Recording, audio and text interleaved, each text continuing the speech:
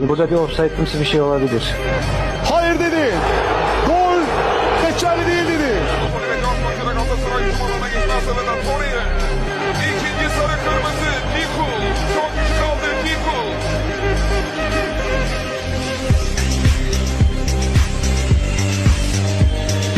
Sağ kanata Immobile. Rafa Silva yerde. Oyun devam ediyor.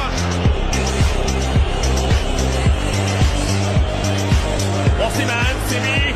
Şimdi Mertens yerde kaldı. Penaltı.